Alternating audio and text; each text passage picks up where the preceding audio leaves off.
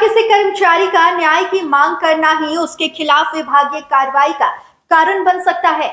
झारखंड में अंचल निरीक्षक सत्यम भारद्वाज के साथ जो हुआ, उसने सरकारी सिस्टम के भीतर की कार्य संस्कृति पर गंभीर सवाल खड़े कर दिए हैं।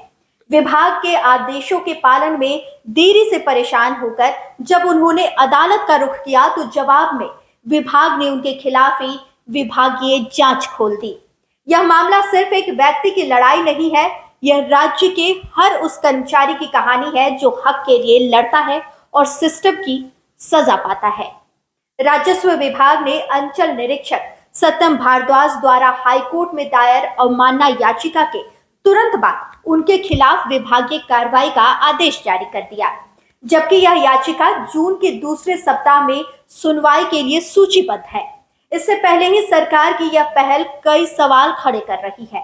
दरअसल सत्यम भारद्वाज साल 1990 में राजस्व उप निरीक्षक के पद पर नियुक्त हुए थे। लंबी सेवा के बावजूद 2012 में बनी ग्रेडेशन लिस्ट में उनका नाम जानबूझकर या फिर गलती से शामिल नहीं किया गया, जिसके बाद जनवरी 2019 में जब 56 राजस्व उप निरीक्षकों को अंचल निरीक्षक बनाया गया, तब भी सत्यम भारद्वाज को सूची से बाहर रखा गया।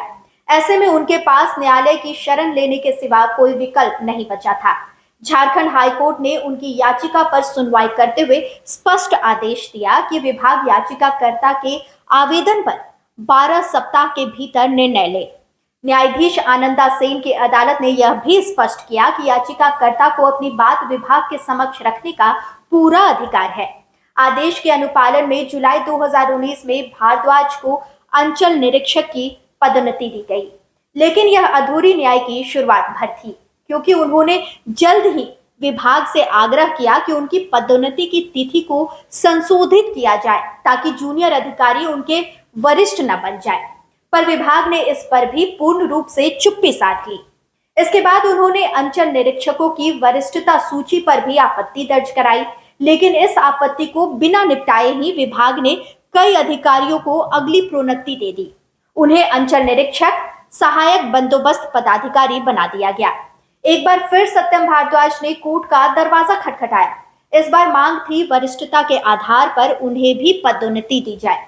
कोर्ट ने फिर विभाग को आदेश दिया कि याचिकाकर्ता का आवेदन लेकर 12 सप्ताह के भीतर निर्णय ले, लेकिन विभाग ने एक बार फिर इस आदेश को नजरअंदाज कर दिया। जब आदेशों की लगातार अनदेखी हुई, तब भारद्वाज ने झारखंड हाईकोर्ट में अवमानना याचिका यानी कि कंटेम्प्ट पिटीशन दायर की।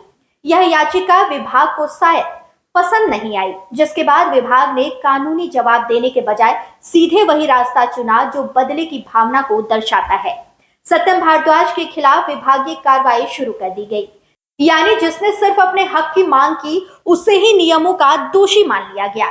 जिन्होंने अदालत का आदेश नहीं माना उन पर कोई सवाल नहीं, लेकिन जिसने उस आदेश की याद दिलाई वही आज विभागीय जांच का निशाना बन गया। यह मामला सिर्फ एक कर्मचारी की पदोन्नति से जुड़ा हुआ नहीं है, बल्कि विभागीय व्यवस्था की उस सोच को उजागर करता है जहां न्याय की मांग को विद्रोह समझा जाता है। सवाल यह है कि क्या न्यायालय के आदेश की याद दिलाना अवमानना है या कर्तव्य परायणता?